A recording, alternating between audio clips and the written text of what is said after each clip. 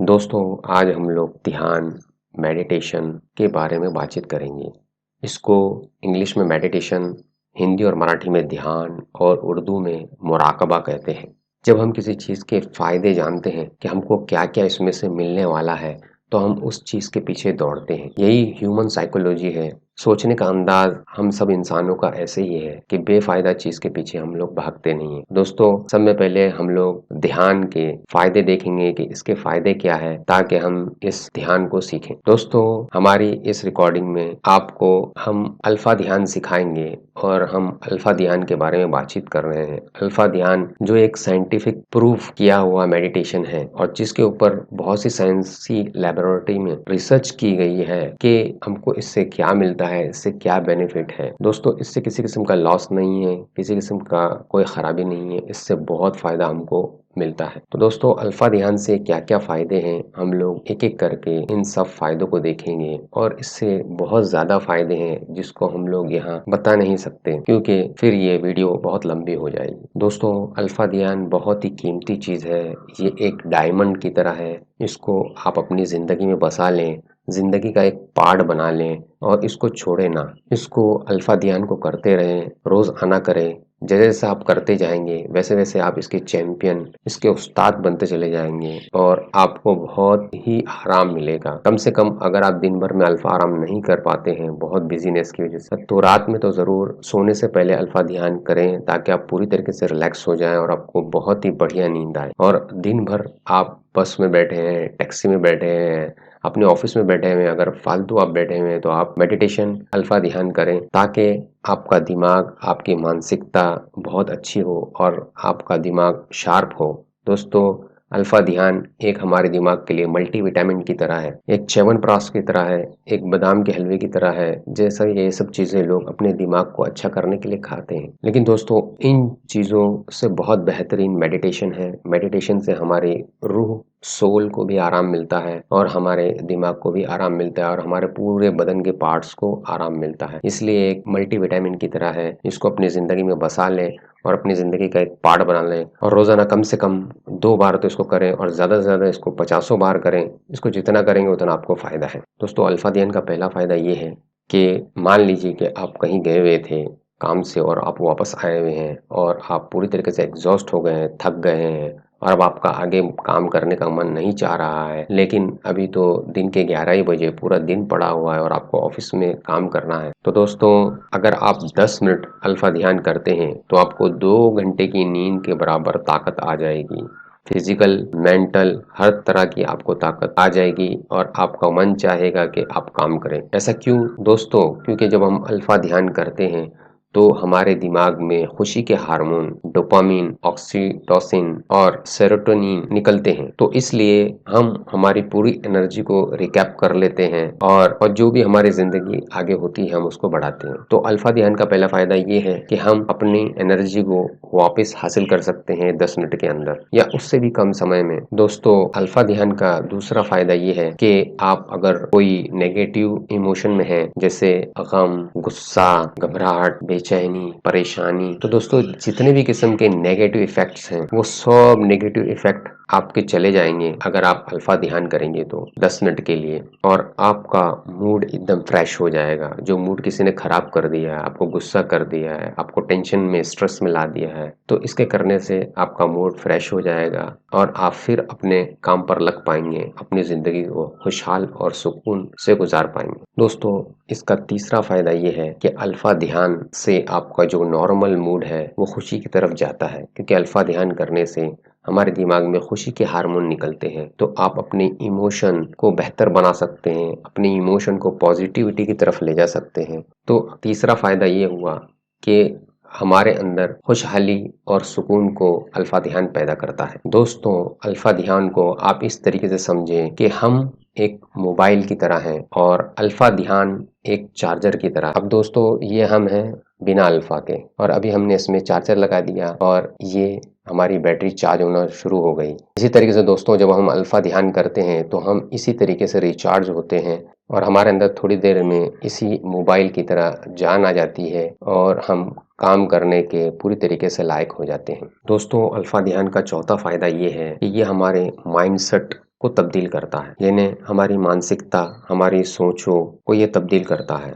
हमारे internal behaviour, हमारे अंदर के प्रोग्राम्स जितने भी हैं, जिनको आप लोगों ने माइंडसेट में देखा है, उस माइंडसेट को तब्दील करने के लिए हम अल्फा ध्यान का इस्तेमाल करते हैं। और दोस्तों, ये एक ऐसा तरीक़ेकार है कि किसी भी किस्म की होम्योपैथिक, एलोपैथिक या आयुर्वेदिक दवा नहीं है जो हमारे माइंडसेट को, जो हमारे अंतर आत्मा के प्रोग्राम्स को बदली करे। अल्फा में ये ताकत है कि हम अल्फा ध्यान में जाकर अपने अंदर के प्रोग्राम को तब्दील करते हैं। हमारे बुरी और गंदी आदतों को हम बाहर निकाल देते हैं और अच्छी और बेहतर आदतों को हम अंदर डाल देते हैं। मिसाल के तौर पे बुरी आदतें, जेलसी, गमगीन होना, परेशान होना, छोटी-छोटी बात में टेंशन पे आ जाना, ये बुरी आदतें, इनको हम बाहर निकाल देते हैं। और अच्छी आदतें मतलब दिन भर खुश रहना, पीसफुल रहना, हर वो चीज़ जो हमको टेंशन देती है उसको हमारे ज़िंदगी से दूर करने की कोशिश करना, रहमदिली करना, यानी काइंडनेस करना, और बाकी की सब अच्छी आदतें हम अपने अंदर इसके ज़रिए से डालते हैं। दोस्तों, इसका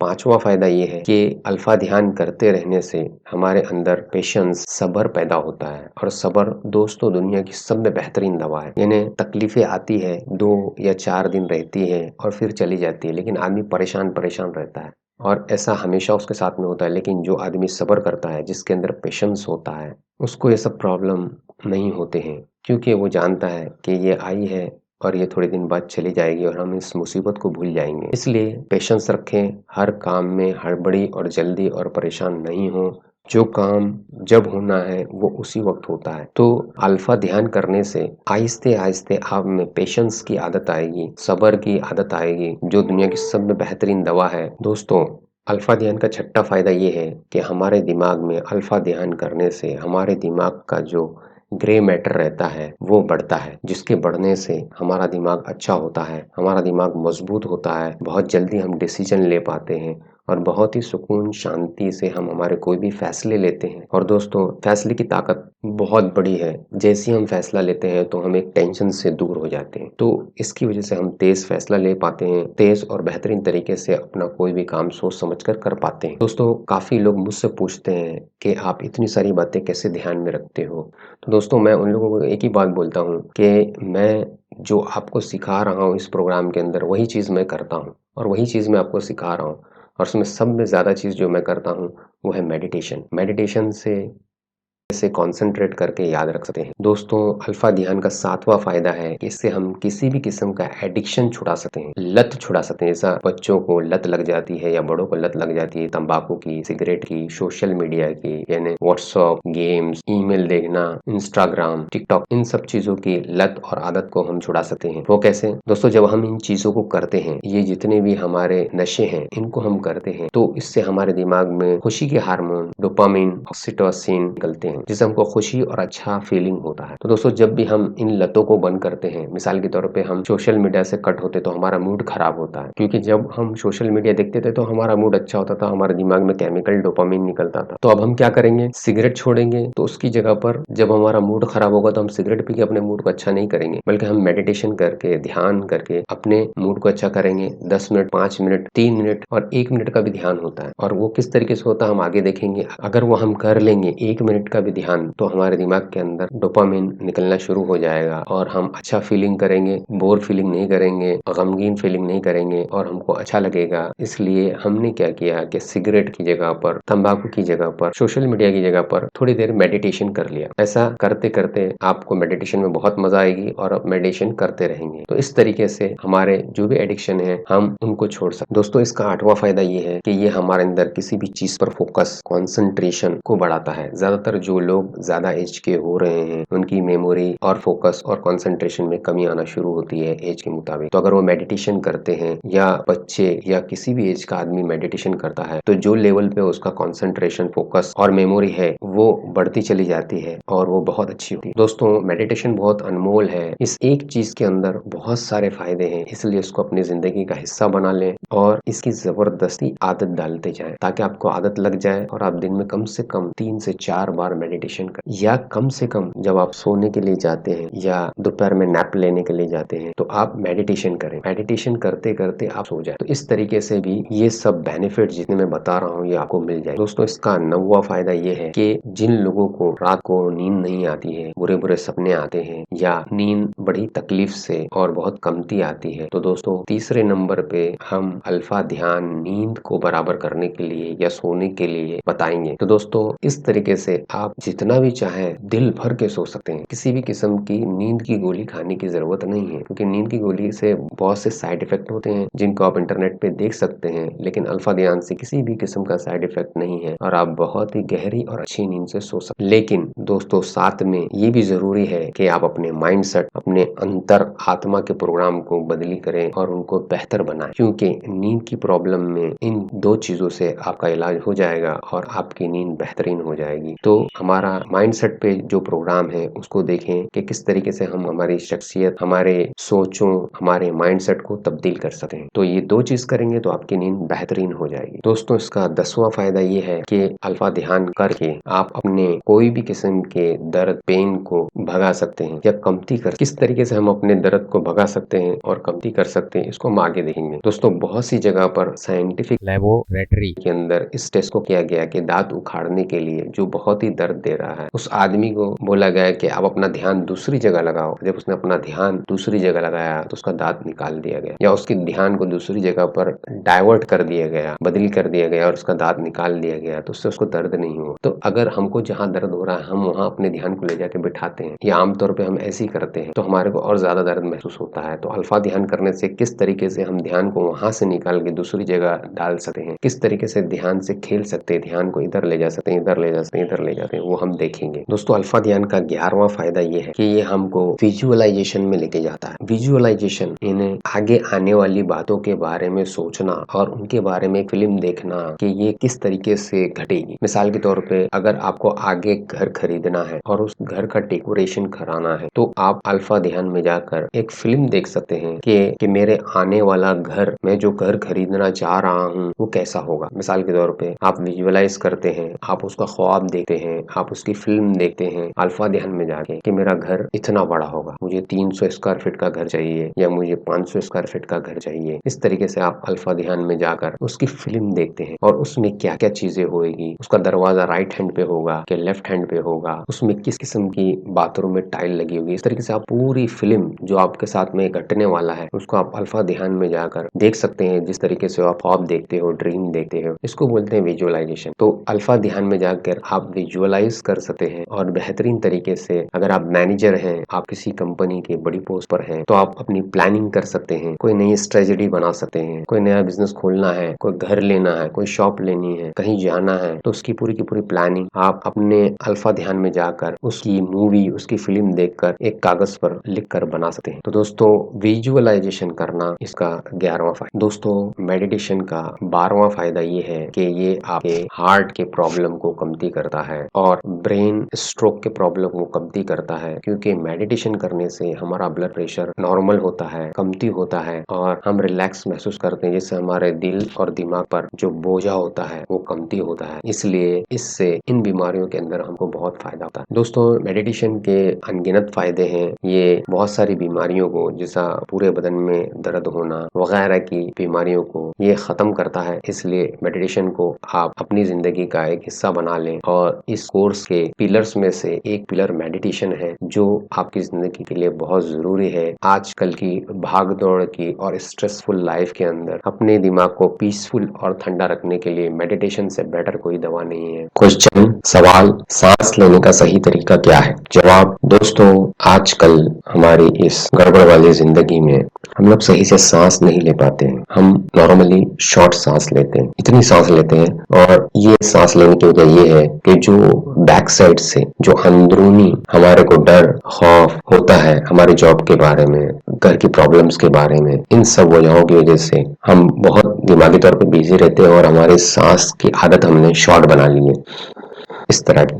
इस वजह से भी हमको बहुत टेंशन आता है, स्ट्रेस आता है, गम और डर वगैरह आता है। तो दोस्तों, पहले हमको अगर जिंदगी जीना है अच्छी तरीके से, तो हमको हमारी सांस को बेहतर बनाने की आदत डालनी पड़ेगी। ऐसी आदत डालना पड़ेगी कि हम पेट भर के जैसा खाना खाते हैं वैसा पेट भर के सांस लें, और ये हमारी जिंदगी में करोड़ों रुपए की कीमत रखती है। अगर आप सही तरीके से सांस लेते हैं तो आपकी हर चीज बेहतर होगी, और अगर आप सही तरीके से सांस नहीं लेते हैं तो आपकी सब चीज बेहतर नहीं होगी। तो दोस्तों, इसलिए हमको पेट भर के सांस लेने की आदत को बनाना है और शॉर्ट सांस की आदत को खत्म करना है, ताकि हम अपने स्ट्रेस, टेंशन, गम, परेशानी से दूर हो और हमारे बदन को खूब ऑक्सीजन मिले और हम नेचुरली तौर पर रिलैक्स में रहें। अगर आप लंबे सांस लेते हैं तो आप नेचुरली तौर पर खुशहाल और रिलैक्स में रहते हैं। दोस्तों, सही सांस लेने के लिए तरीका ये है कि आप पेट भर के सांस लेनी है, नहीं ऐसा।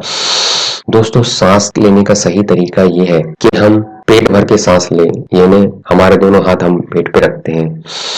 जब सांस लेते हैं तो हमारा पेट गुब्बारे की तरह, एक फुग्गे की तरह, एक बलून की तरह फूल जाता है, और जब हम सांस छोड़ते हैं तो वो पचक जाता है। तो दोस्तों, आप मेरी तरह अपने हाथ को अपने पेट पे रखें और भर के सांस लें तो आपका पेट बाहर चला जाएगा, और छोड़ें तो ये पचक जाएगा।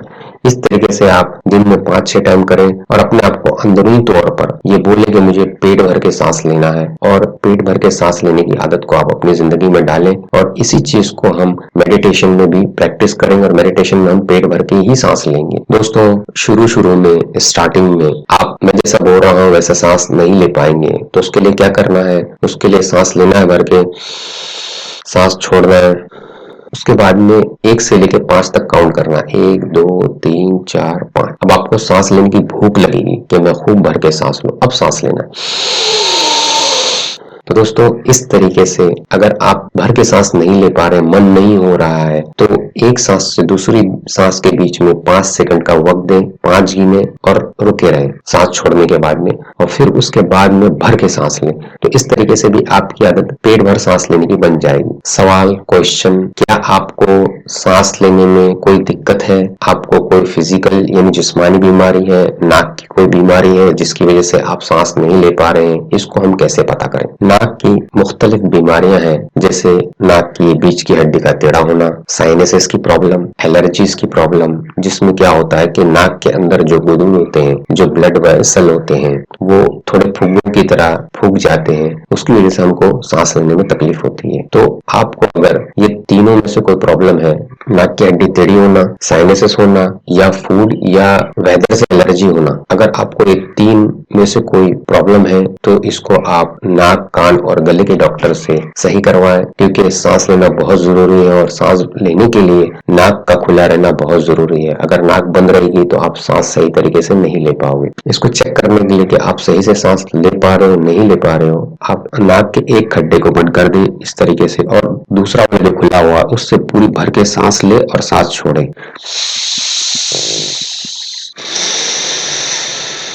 पेट भर के सांस लेना है, पेट भर के सांस छोड़ना है, और ये देखना है कि कौन से दोनों में से कौन से वाले से हम सांस नहीं ले पा रहे हैं। अगर आपकी कोई एक नॉस्ट्रल बंद रहती है, आपको हफ्ते में 2-3 दिन नाक जाम हो जाती है, इसमें से म्यूकस यानी कफ निकलता है, नाक जाम रहती है, नाक भरी भी रहती है, नाक भरी हुई रहने की वजह से रात को नींद नहीं आती है, डरावने डरावने सपने आते हैं, तो दोस्तों इसका मतलब ये है कि आपको इधर कुछ प्रॉब्लम है। और जो डेटा निकाला गया है साइंटिफिक, उसके हिसाब से हर 10 आदमी में 6 आदमी को कुछ ना कुछ नाक की प्रॉब्लम होती है, जिसकी वजह से उसके सोने में, उसकी जिंदगी में बहुत अड़चन आ जाती है और अपनी जिंदगी को सही ढंग से नहीं गुजार पाता है। तो आपसे रिक्वेस्ट है कि आप ये चेक करें कि आपकी नाक में कुछ प्रॉब्लम है तो उसको डॉक्टर के जरिए से दूर करें। दोस्तों, सांस लेना बहुत ही जरूरी है और इससे हमारी बहुत सारी बीमारियां जाती है, और पेट भर के सांस लेने की आदत हमको डालना है ताकि हम जिंदगी के हर एक मजे को ले सकें। इसलिए कोशिश करें और पेट भर के सांस लेने की आदत को अपनी जिंदगी में डालें। कैसा डालेंगे? कोशिश करके इस पर बार बार हम ध्यान करेंगे और बार बार हम इसको लेंगे और इसकी आदत बनाएंगे तो ये हमारी आदत बन जाएगी, और जब हम सोचेंगे भी नहीं तभी भी हम पेट भर के सांस ले रहे होंगे।